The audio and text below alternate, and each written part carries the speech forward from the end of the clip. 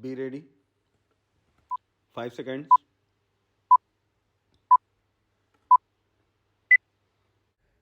Start.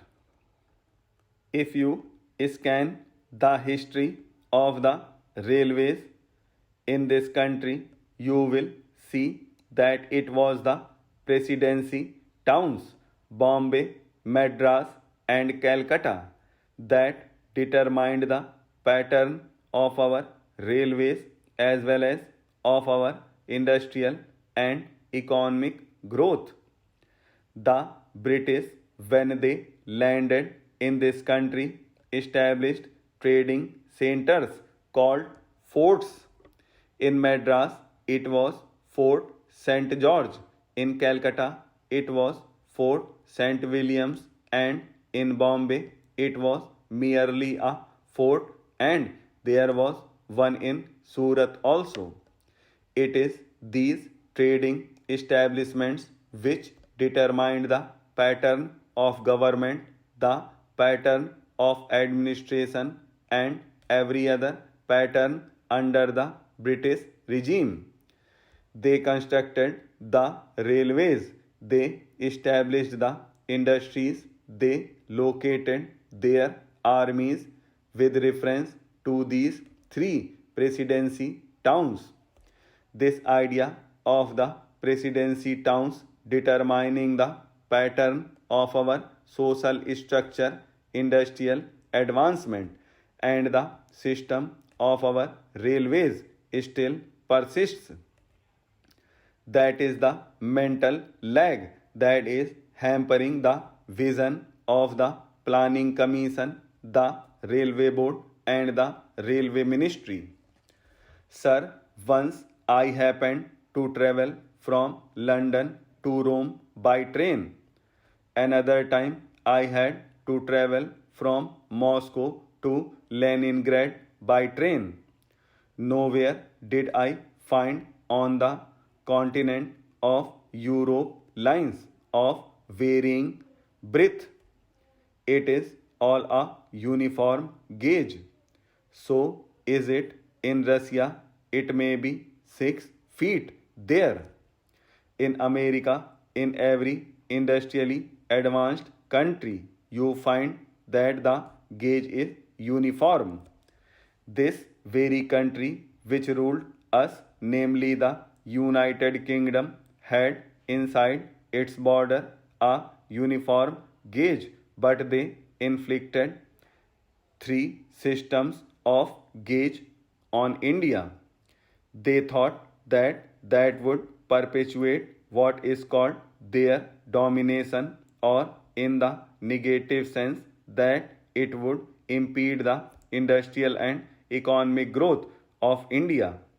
Secondly, it would make India always the customer and purchaser of lines and locomotives and rolling stock from the United Kingdom. In the old days, I am told it is the government which built the broad gauge line, and it is the private companies that took to this meter gauge and the narrow gauge. Though they may not have had the distinction of private and public sector in view, then it now appears that what the so called public sector then did has been good, and what the private sector then did has been to our disadvantage.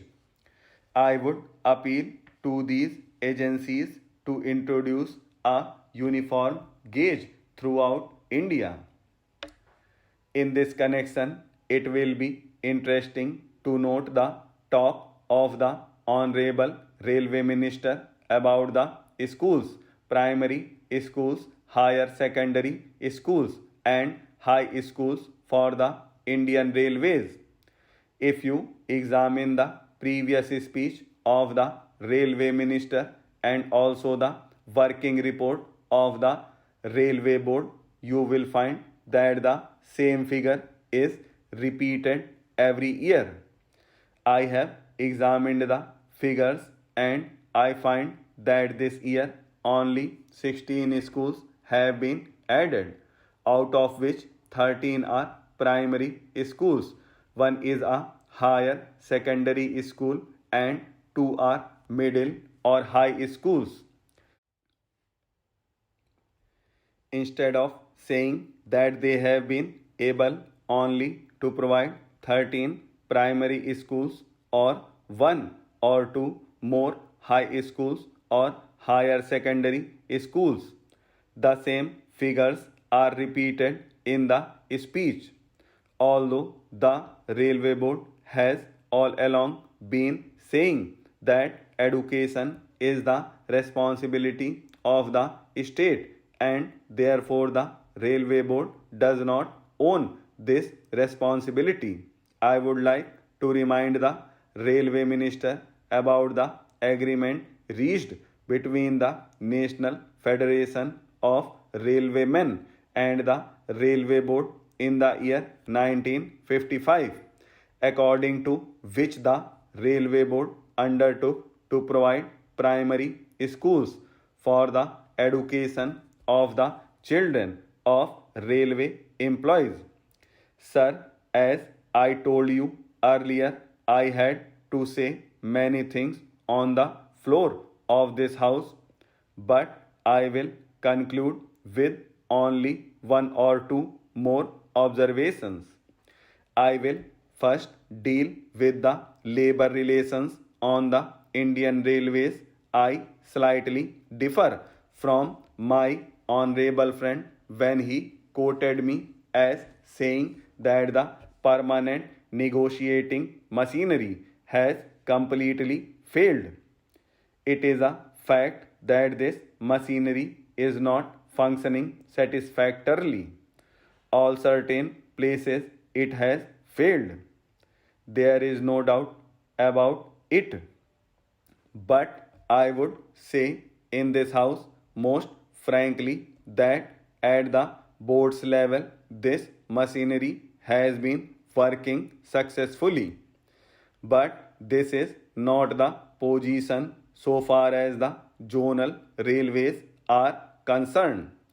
I do not say that in all the zonal railways it is so, but in certain zonal railways and in most of the divisions of these railways it has failed. I was expecting that the railway minister would examine the working of this machinery in all the railways. What is the greatest defect in this machinery?